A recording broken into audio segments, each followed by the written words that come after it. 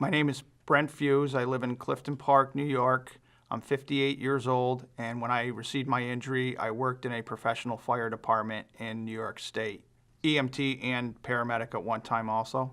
On the job, I received a traumatic brain injury, and my brain injury was a little unusual compared to most.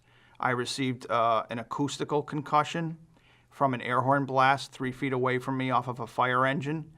And with an acoustical concussion, they're very rare and unusual.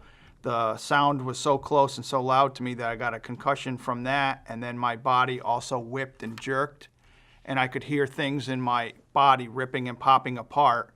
And that was a second concussion from my neck whipping, and later found out that my neck had been ripped all apart, and that created a bad situation because I had received actually 2 concussions at once, which can be highly debilitating and sometimes even fatal. It's still a great challenge, even though to most people, I look perfectly normal, walk perfectly normal, talk perfectly normal. As you see, I'm wearing a hat and sunglasses, which I have light sensitivity, especially in front of these bright lights. So sometimes I have to always wear a hat and sunglasses sometimes to get by with bright light. But I still have somewhere in the area of approximately 130 symptoms to a lesser degree than I originally had. And it sounds like that 130 is exaggerating or something, but it really isn't. And I wrote a booklet where I listed so many symptoms that brain injured people can have, and there are so many more that aren't really looked at carefully and also missed because so many brain injured people either do not go to the hospital, or when they do go, they're either miss or highly underdiagnosed, and that's one of the big problems with traumatic brain injury.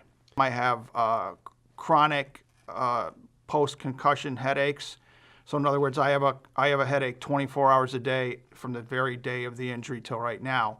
The pain used to be so bad, it was an 8 or 9 on a 10 scale, and I couldn't sleep. I would even sweat during any time, day, winter, night, anytime. I would just profusely sweat because I was clenching because I was in so much pain.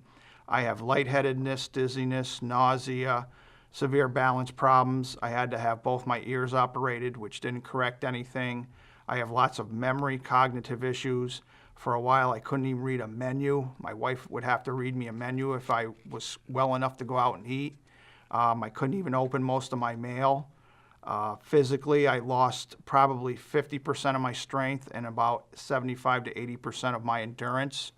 So once again, I look normal, but I'm not. And my days are based around managing my symptoms because I have post-concussion syndrome. So that means that I have all the symptoms of a concussion fresh as if it was still not long ago. And when you have approximately 130 things wrong with you like I do, it really is a handful. And I spent an awful long time bedridden, even years after that, couch-ridden, and then chair-ridden.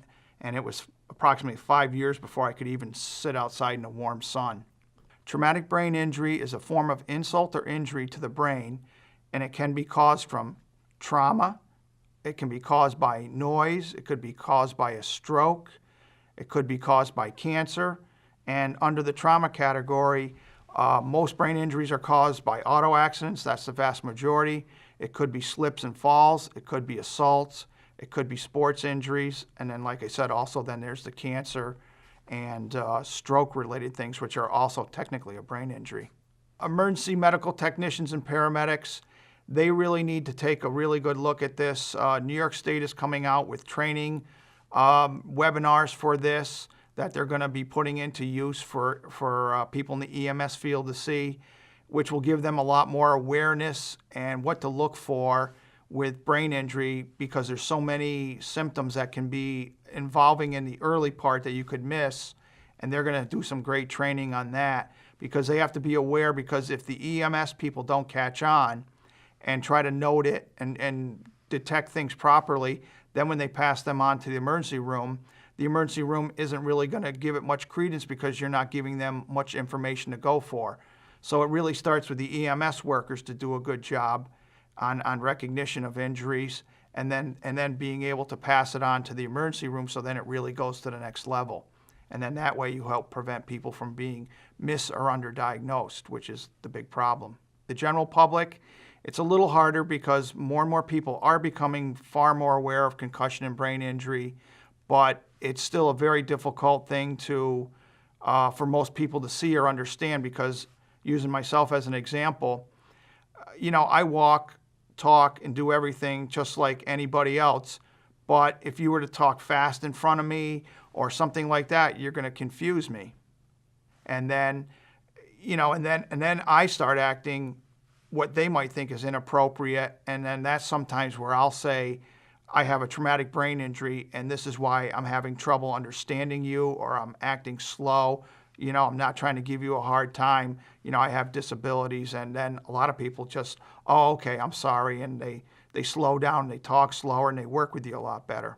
And also, this booklet is used as part of the supplement for the brain injury section in the Niagara University course that they give. But the booklet can also be obtained by going to a website, www.1800law1010.